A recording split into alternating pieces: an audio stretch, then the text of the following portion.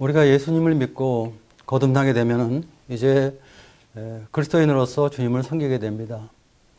어떤 분들은 구원받게 되면은 그것이 마치 신앙의 끝으로 생각하는 분들이 많이 계신데 사실은 신앙생활이 시작하는 것이죠. 우리는 이제 비로소 교회 안에서 교회 생활이 시작되는 것입니다. 그래서 우리는 주님을 섬기면서 우리가 섬기는 교회가 어떤 교회인가 하는 것을 잘 아는 것이 필요하죠. 성경이 말하는 교회가 무엇인가?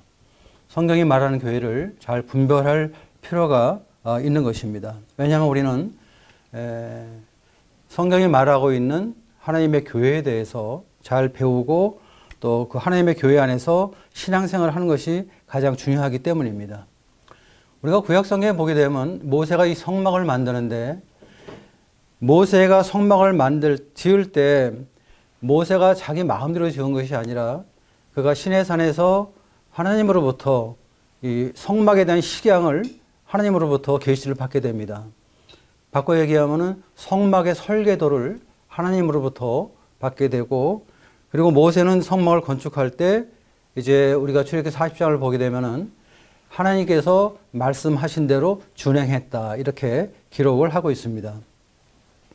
또 우리가 이 다윗이 이제 다윗 왕국 때 성전이 세워지게 되는데 그 성전도 다윗이 자기 마음대로 그 성전을 세운 것이 아니라 하나님께서 다윗에게 계시해 주신 성전의 그 설계도가 있습니다. 그 설계도를 자기 아들 솔로몬에게 전달하고 솔로몬은 이 성전의 설계도에 의해서 성전을 건축하는 이런 모습을 보게 됩니다. 우리가 구약에 나타나 있는 이 성막이나 성전은 신약에 나타나 있는 하나님의 교회를 상징하는 그런 것인데 이와 마찬가지로 우리가 하나님의 교회를 세우는 데 있어서도 하나님께서 교회의 설계도를 우리에게 신약 성경을 통해서 말씀해 주셨습니다. 그래서 우리는 그 말씀에 입각해서 주의 몸전기를 세워나갈 때 성경이 말하고 있는 하나님의 교회를 세워나갈 수가 있는 것입니다. 오늘 첫 시간에 우리가 생각해 보는 것은 교회의 정의에 대해서 생각을 해보겠습니다. 교회가 무엇인가 하는 것입니다. 우리가 이 헬라어 성경을 보게 될 때 교회로 번역되어 있는 단어는 에클레시아입니다. 에클레시아. 에크라는 것은 무엇으로부터 이런 뜻을 가지고 있고 어미로 쓰여 있는 레시아는 밖으로 불러냄 이런 의미가 있습니다. 그래서 에크와 레시아가 합성해서 에클레시아라고 하는데 이것이 바로 이제 교회 혹은 모임으로 이렇게 번역이 되어 있습니다. 그래서 이 교회는 하나님께서 세상으로부터 불러낸 사람들, 바꿔 얘기하면 세상에서 구별된 사람들, 바로 세상에서 하나님께서 불러낸 사람들의 모임, 그것이 바로 교회인 것을 우리가 성경에서 알 수가 있습니다. 요한복음 17장 16절에서 주님 말씀하시기를 내가 세상에 속하지 아니한 같이 그들은 세상에 속하지 아니하였사옵나이다 이렇게 말씀하고 있습니다.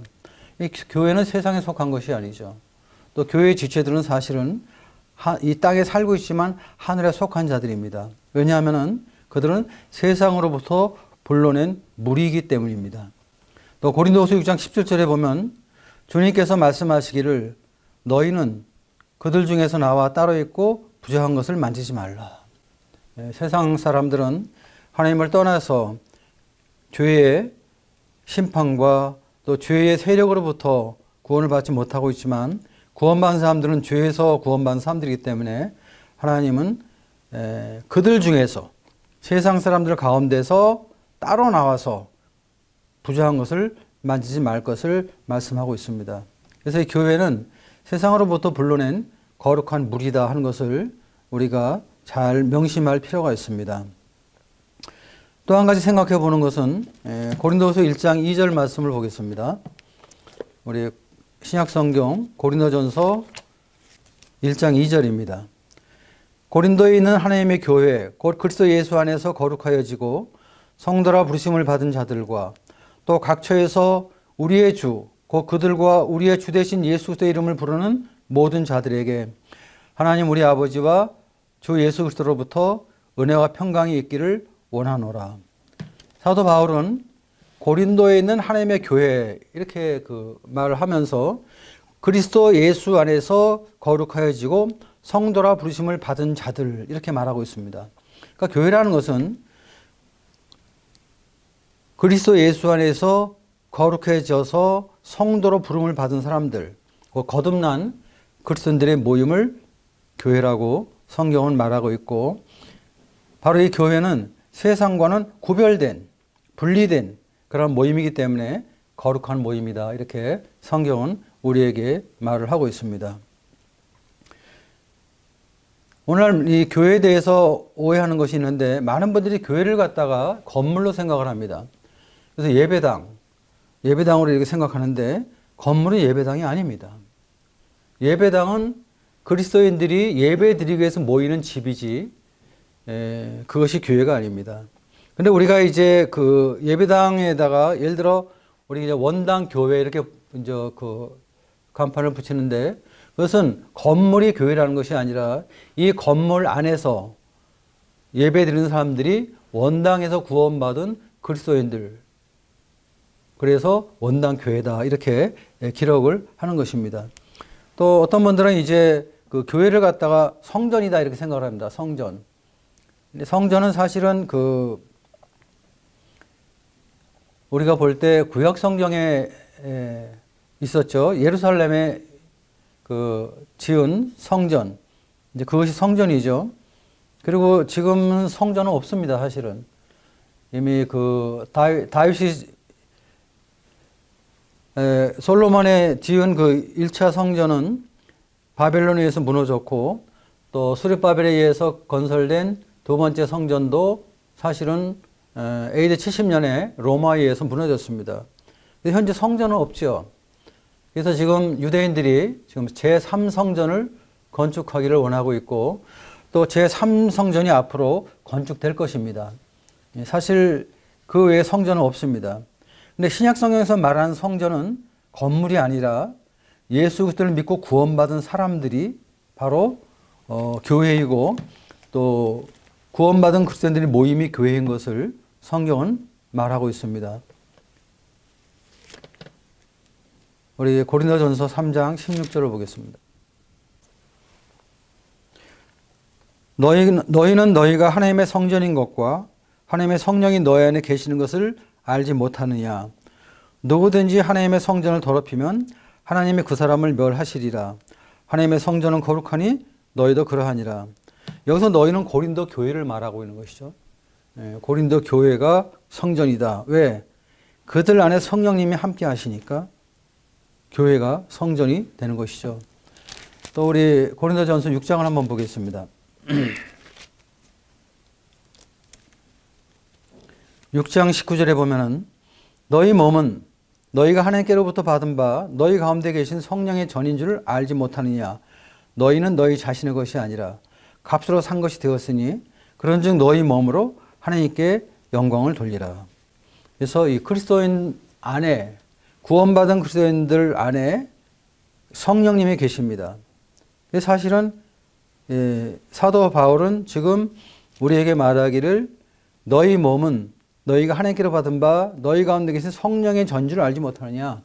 우리가 구원받게 되었을 때, 거듭날 때 성령이 우리 안에 거하시기 때문에 구원받은 그리스도인이 사실은 성전이 되는 것입니다. 그러니까 오늘날은 그 어떤 그 건물로서의 성전은 신약교회에서는 존재하지 않는 것입니다.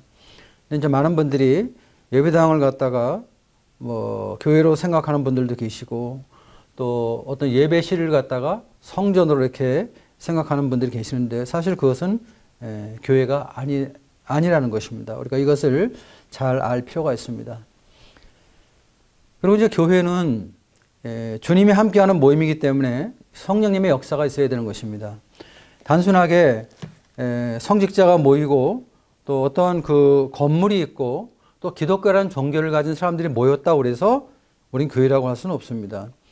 만약 그러한 이 교회라는 것은 주님이 함께하는 모임이기 때문에 반드시 성령님의 역사가 있어야 되는 것입니다.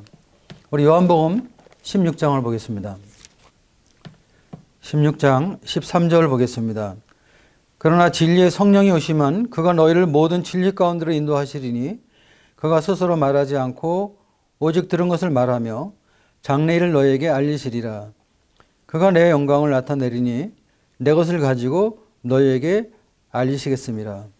주님은 주님의 몸된 교회를 성령님을 통해서 인도하시고 또 성령님을 통해서 도와주시고 또 성령님을 통해서 하나님의 영광을 나타내는 이런 사역을 하는 것입니다. 그래서 교회는 성령님의 역사가 있어야 한다 하는 것입니다. 그럼 이런 교회는 언제부터 세워졌을까 하는 것입니다. 이 교회의 기원에 대해서 한번 생각을 해보겠습니다. 우리가 이 구약 성경에 보게 되면 교회가 전혀 나타나지 않습니다. 구약 시대 때는 교회는 감추어진 비밀이죠. 그래서 에베소서 3장 9절에 보면은 사도 바울은 교회는 영원부터 만물을 창조하신 하나님 속에 감추어진 비밀의 경륜이라고 이렇게 말하고 있습니다. 그러니까 구약 시대 때는 감추었던 비밀입니다. 근데 이제 신약 시대에 들어와서 사도들과 선지자를 통해서 교회가 나타났다고 성경은 말하고 있습니다. 그리고 우리 예수님께서 마태복음 16장에 보면 빌립보 가이사랴에서 제자들에게 그런 질문을 합니다. 세상 사람이 날 누구라 하느냐? 이렇게 질문을 했을 때 이제 예레미야라고 합니다. 엘리야라고 합니다. 선지자라고 합니다. 이런 말을 합니다. 물론 세상 사람들도 예수님을 평범하게 보지는 않았습니다. 예레미야, 엘리야 이것은 구약시대 선지자들 가운데 유대인들이 가장 존경하는 선지자였거든요. 그러니까 예수님을 선지자 반열에 이렇게 올려놨습니다. 오늘날도 이 세상은 그렇게 말하고 있죠. 예수님이 누구냐? 4대 성인 중에 한 사람이다. 이렇게 말하고 있죠. 예. 그리고 기독교를 창시한 창시자다. 이렇게 말하고 있습니다. 근데 사실은 그 말은 정답이 아니었죠. 그래서 예수님께서 제자들에게 질문합니다. 그럼 너희들은 날 누구라느냐? 세상 사람들은 날 이렇게 얘기하는데 그럼 나와 함께 말씀을 보고 나의 하는 모든 일들을 보고 옆에서 배웠던 너희들은 나를 어떻게 생각하느냐? 이렇게 질문했을 때 시몬 베드로가 대답을 하죠. 주는 그리스도시요 살아계신 하나님의 아들입니다. 이런 놀라운 고백을 합니다. 정말 베드로가 예수님을 그리스도로 살아계신 하나님의 아들로 믿었다는 것은 참 놀라운 것이죠. 주님께서 그렇게 말씀하십니다. 바요나 시몬아 복이 있도다. 이것을 알게 하니는 네 혈육이 아니라 하늘에 계신 내 아버지라고 말씀하셨습니다. 그리고 주님께서 말씀하시기를 내가 이 반석 위에 내 교회를 세우겠다. 이런 말씀을 하셨습니다. 그래서 신약성경에서 처음으로 교회라는 말이 처음으로 이렇게 나타나는 것을 보게 되고 이때의 교회는 현재 존재하는 교회가 아니라 미래적인 그런 시제로 말씀을 하셨습니다. 앞으로 교회가 세워질 것이다.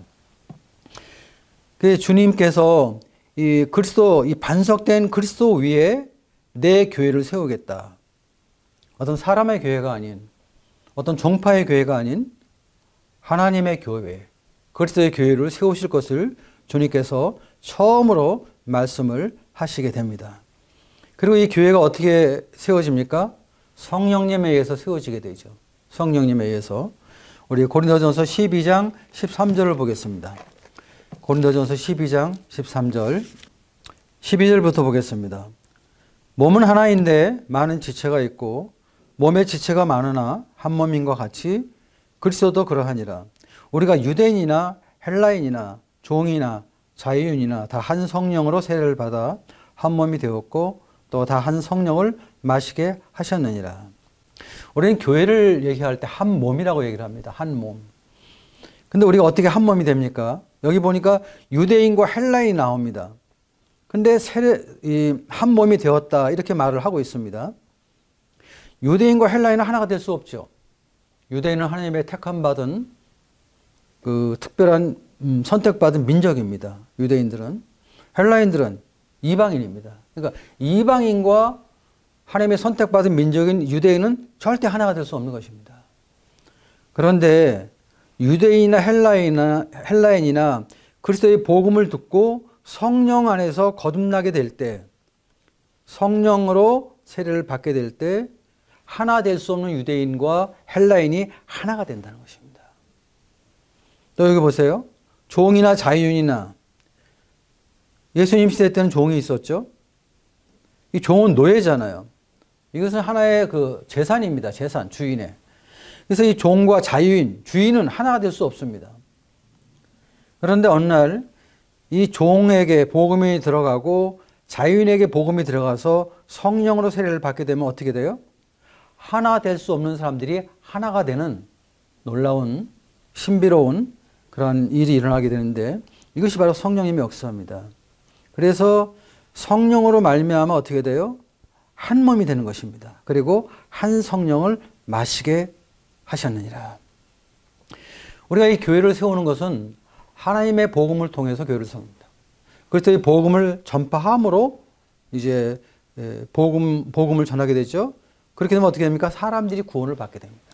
그럼 구원받은 사람들이 어떻게 됩니까? 모이게 되죠. 모이면 어떻게 됩니까? 그것이 바로 한 몸이 되어서 한 성령 안에서 하나님의 교회를 세워가게 되는 것입니다. 그래서 이 성령 세례에 의해서 성령님에 의해서 교회가 세워지게 되는 것입니다. 이 교회라는 것이 뭐 이렇게 기독교라는 종교를 가진 사람들이 우리끼리 모여서 야, 우리가 주님의 영광을 위해서 우리끼리 뭐 이렇게 사람끼리 모여서 어떤 기독교라는 종교를 믿는 그러한 그 종교심으로 교회가 세워지는 것은 결코 아닙니다. 교회는 인위적으로 세워지는 것이 아닙니다. 사람의 능력으로 세워지는 것이 아닙니다. 교회는 하나님의 성령님께서 역사하셔서 구원받은 사람들에게 성령으로 세례를 줌으로 말미암아 한 몸이 되게 함으로 인해서 하나님의 교회가 세워지는 것입니다. 그래서 이 세상에 있는 많은 것들 중에서 하나님의 교회는 아주 존귀한 것이죠. 그리고 아주 거룩한 것입니다. 그리고 성령님이 언제 강림하셨습니까? 우리가 사도행전을 보면 알 수가 있죠. 사도행전을 보겠습니다. 사도행전 1장 5절에 주님께서 이렇게 말씀하십니다. 하늘로 승천하기 전에 주님께서 말씀하시기를 요한은 물로 세례를 베풀었으나 너희는 몇 날이 못하여 성령으로 세례를 받으리라 하셨느니라. 예. 주님께서 승천하시면서 앞으로 너희들이 이제 이 세례를 받을 것이다. 근데 그건 무슨 세례예요? 성령 세례. 너희는 몇 날이 못되어 성령으로 세례를 받을 거라고 주님께서 말씀하셨습니다.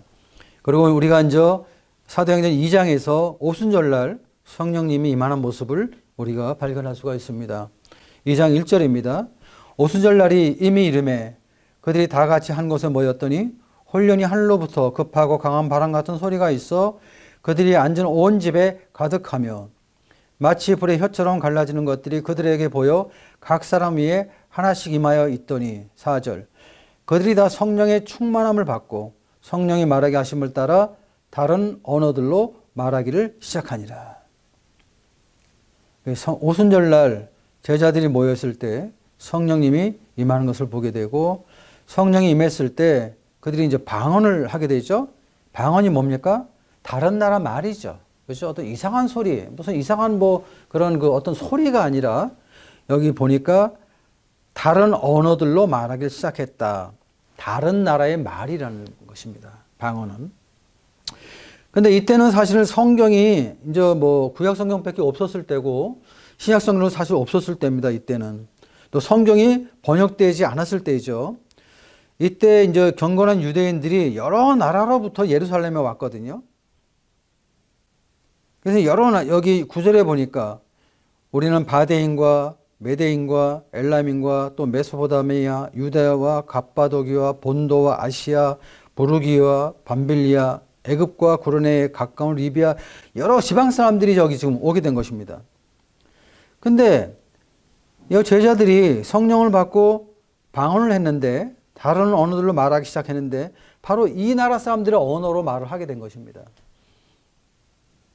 그래서 이들에 의해서 아마 복음이 전해졌을 거라고 생각이 되고 그리고 이 사람들이 구원받고 자기 나라에게서 복음이 전해짐으로 인해서 복음이 전 세계로 확산되는 이런 놀라운 역사가 오순절날에 일어났을 것으로 저희는 분석을 하고 있습니다.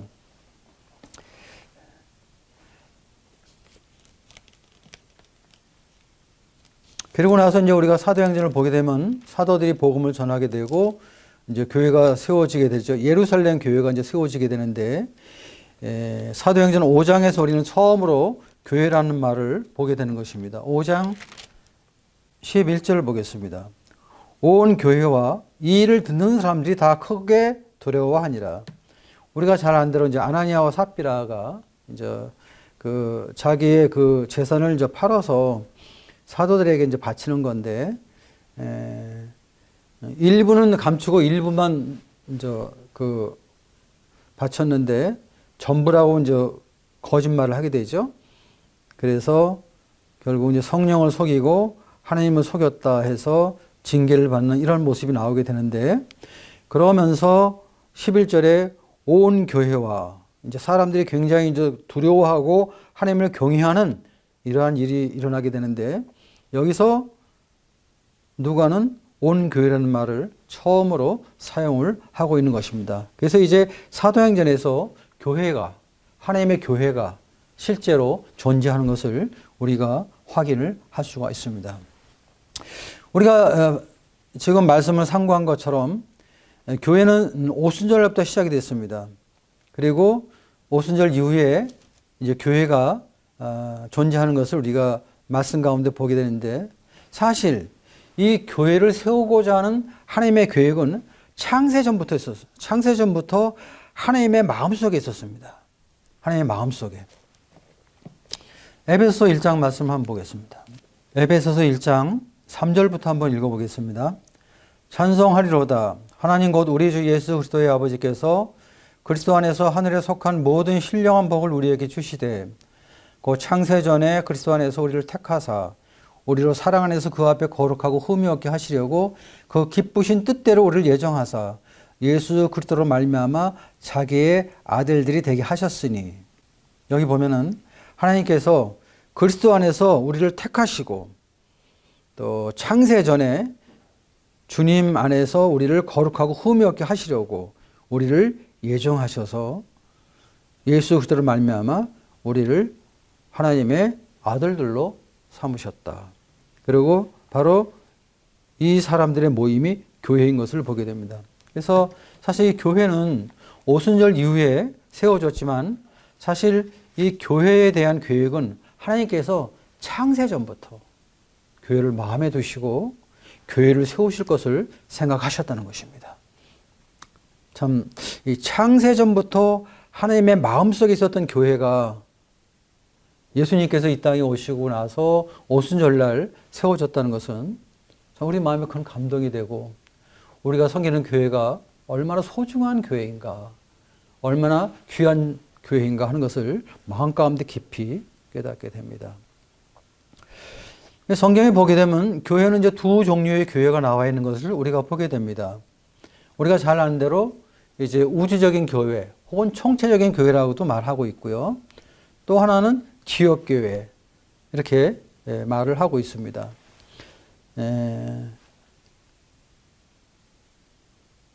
우리가 이제 총체적인 교회라는 것은 오순절날부터 주님이 공중에 재림할 때까지 구원받는 모든 그리스도인들의 모임, 그것을 우주적인 교회다 이렇게 말하고 있습니다. 총체적인 교회다 이렇게 말을 하고 있습니다.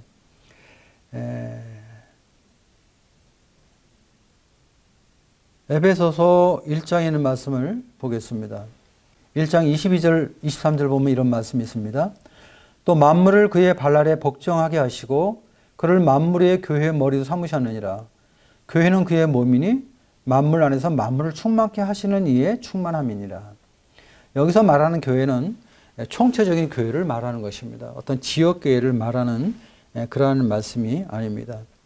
또 주님께서 마태복음 10장 18절에서 내가 이 반석 위에 내 교회를 세우겠다는 그 교회는 어떤 지역교회를 말씀하신 것이 아니라 총체적인 교회, 우주적인 교회를 말하고 있습니다.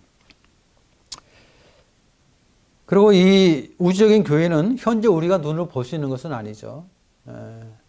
그리고 이것은 우주적입니다. 그리고 이 교회는 완전한 교회입니다.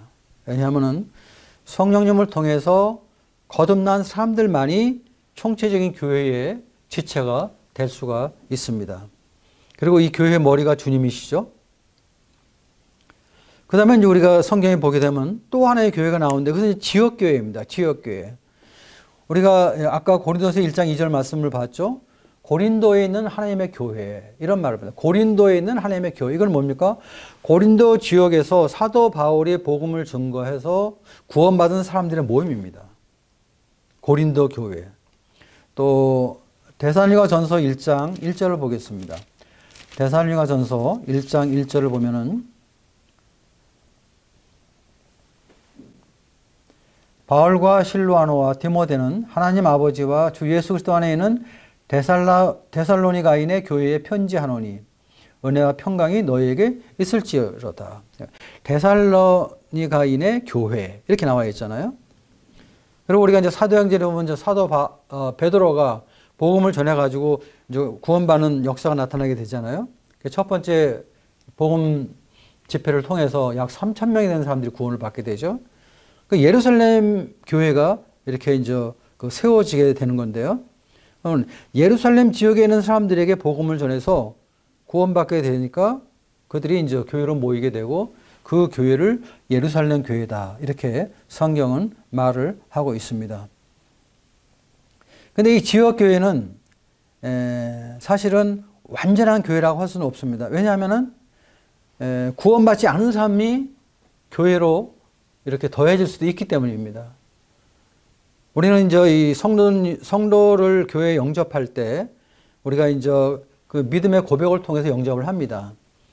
근데 이제 어떤 분은 성령님 안에서 분명하게 거듭난 그리스도인으로서의 고백을 하기 때문에 영접되기도 하고, 어떤 분은 사실은 구원은 받지 않았는데 어떤 비침을 받았다거나 또 어떤 이 마음의 상태가 상당히 좋은 상태이긴 하지만 주님을 영접하지 않았는데 마치 구원받은 것처럼 생각되어서 이렇게 영접할 수가 있습니다.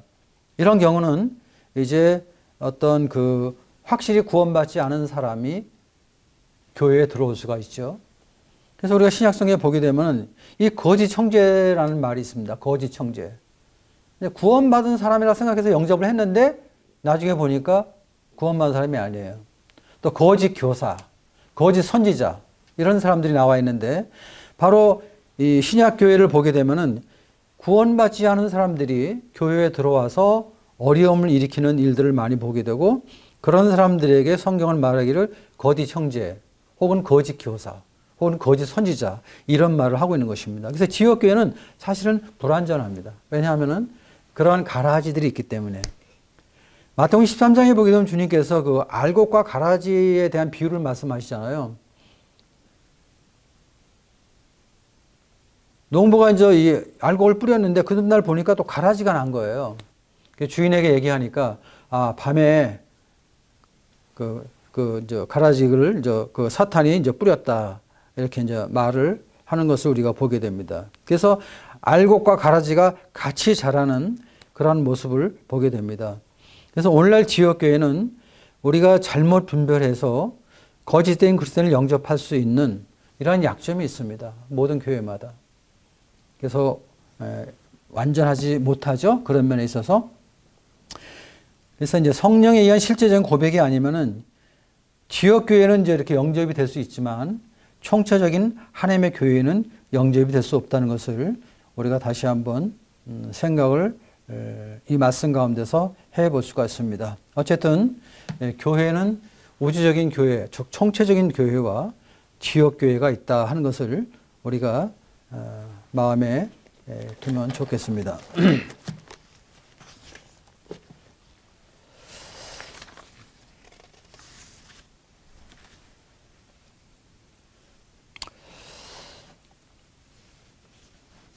그 다음에 우리가 이제 이 교회를 생각할 때 어떤 교회의 의미를 나타낼 수 있는 그런 말씀들이 있는데, 이 교회를 대할 때 이 성경은 하나님의 교회다 이런 말을 하고 있습니다. 하나님의 교회. 그래서 고린도전서 11장 16절에 보면은 하나님의 모든 교회라는 말이 나와 있습니다. 또 디모데전서 3장 15절에 보면은 한번 찾아보겠습니다. 디모데전서 3장 15절. 만일 내가 지체하면 너로 하여금 하나님의 집에서 어떻게 행하여야 할지를 알게 하려 함이니 이 집은 살아계신 하나님의 교회요 진리의 기둥과 터니라. 예, 살아계신 하나님의 교회다. 또 데살로니가전서 2장 14절 말씀 보면은 유대에 있는 하나님의 교회들, 이렇게 하나님의 교회 이런 말씀이 있는 것을 우리가 보게 됩니다. 이것은 뭡니까? 교회의 주인이 하나님이라는 것을 우리에게 가르치고 있는 것입니다. 이 교회는 사람의 교회가 아니죠. 교회의 주인은 사람이 아닙니다. 우리가 교회를 개척했다고 해서 개척한 사역자가 그 교회의 주인이 되는 것이 아닙니다. 또 어떤 목사님이 그 교회를 목회한다고 해서 그 목사님이 그 교회의 주인이 될 수는 없는 것이죠. 왜? 교회는 사람의 교회가 아니라 하나님의 교회이기 때문입니다. 그리고 사실은 어떤 종파나 어떤 교파의 교회가 돼서도 안 되는 것입니다. 왜냐하면은 오늘날 이제 우리가 이 기독교 안에 보면은 여러 종파들이 있고 또 교단이 있죠. 거기에 소속되어 있는 교회들이 이렇게 있어서 하나의 이런 그 파를 이루고 있는 것을 보게 되는데 사실 이 하나님의 교회지 어떤 교파 교회라는 말은 성경에 없습니다. 우리가 이런 것은 주님 앞에 합당치 않다 하는 것을 우리가 말씀 가운데서 이렇게 생각이 됩니다.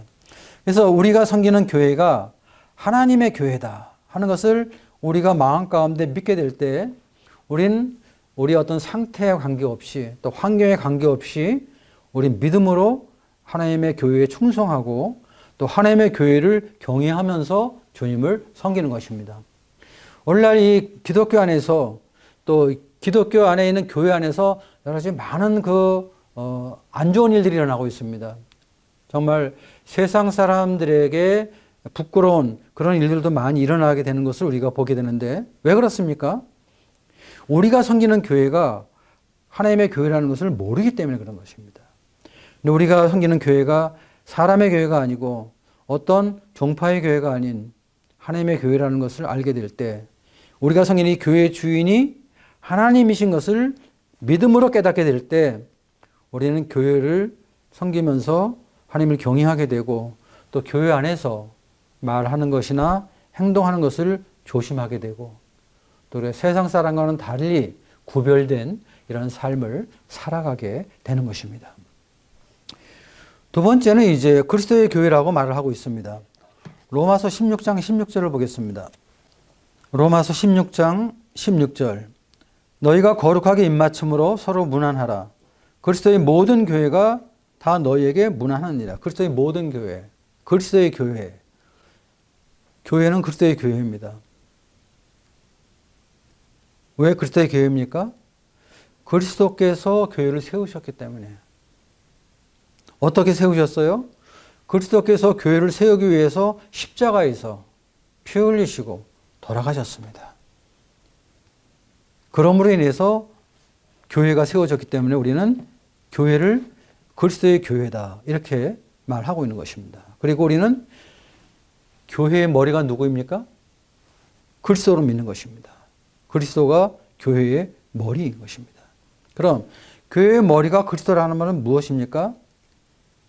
우리가 이 그리스도의 교회를 섬기면서 그리스도의 모든 말씀에 우리는 순종해야 된다는 것입니다. 왜냐하면 그리스도께서 이 교회의 머리니까.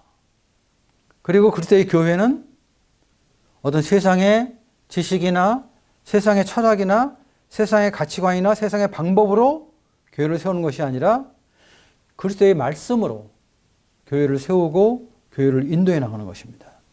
그래서 우리가 주님의 교회를 섬기면서 항상 주님 앞에 기도해보고 또 주님의 인도하심을 구하는 이런 것은 참 중요한 것입니다. 우리가 생각하고 우리가 모여서 의논해가지고 다수결로 해서 통과됐으니까 우리 마음대로 할 수 있다. 이런 생각은 합당한 것이 아니죠. 그리고 우리는 이 교회가 그리스도의 교회라는 것을 생각하고 교회의 머리가 그리스도인 것을 깨닫게 될 때 우리는 예수 그리스도를 우리의 주님으로 믿는 것입니다. 그래서 지역교회에 주님을 섬기는 모든 성도님들은 머리 대신 주님 앞에 순종하는 그러한 삶을 살아가야 되는 것이죠. 이것이 바로 그리스도의 교회가 우리에게 주는 의미입니다. 그 다음에 이제 성도의 교회. 고린도전서 14장 34절에 보면은 성도들이 모이는 교회, 성도들의 모든 교회 이런 말씀이 나와 있는데요. 이것은 뭡니까? 교회의 구성원은 성도들로 되어 있기 때문입니다. 하나님의 교회는 반드시 구원받은 그리스도인들로 구성되는 것입니다. 그러니까 하나님의 복음을 듣고 하나님 앞에 죄인인 것을 깨닫고 회개하고 십자가에 못 박힌 그리스도를 마음 가운데 나의 주님으로, 나의 구원자로 믿는 이런 믿음을 가짐으로 말미암아 거듭난 사람들, 구원받은 성도들이 모여서 교회를 이루기 때문입니다. 그러니까 우리가 교회를 아무리 오래 다녔다 할지라도 또 교회에서 뭐 내가 직분을 가지고 있고 무슨 내가 담임 목사를 할지라도 거듭나지 않으면 그 사람은 교회의 지체가 될 수 없는 것입니다. 그래서 이제 한 영혼으로서 구도자로서 물론 교회에 참석할 수 있지만 교회의 지체로서 참석할 수는 없는 것이죠. 그래서 교회의 구성원은 반드시 구원받은 사람들만이 지체가 될 수 있다는 것입니다.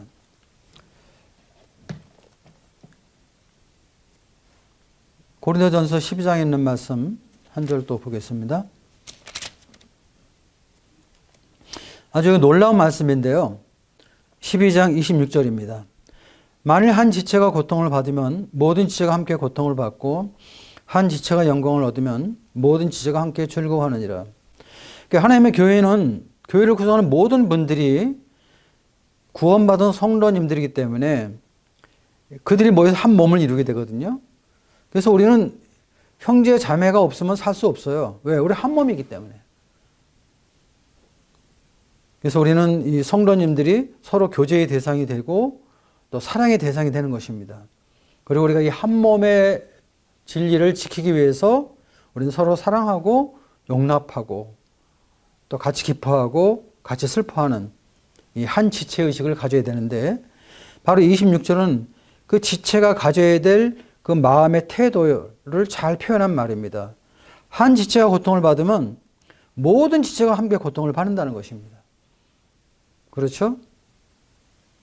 우리가 어떻게 실수해서 여기 조그만 손가락에 어떤 그 칼로 조그만 벼었다 하더라도 손가락의 고통이 손가락만의 고통으로 끝나지 않습니다. 온몸에 영향을 미치죠. 그렇죠? 한 지체가 고통을 받으면 모든 지체가 함께 고통을 받는 것입니다. 그리고 한 지체가 영광을 얻으면 모든 지체가 함께 즐거워한다. 이것이 바로 한 몸, 공동체에서 주님을 섬기는 지체된 성도님들이 갖게 되는 마음의 자세이죠.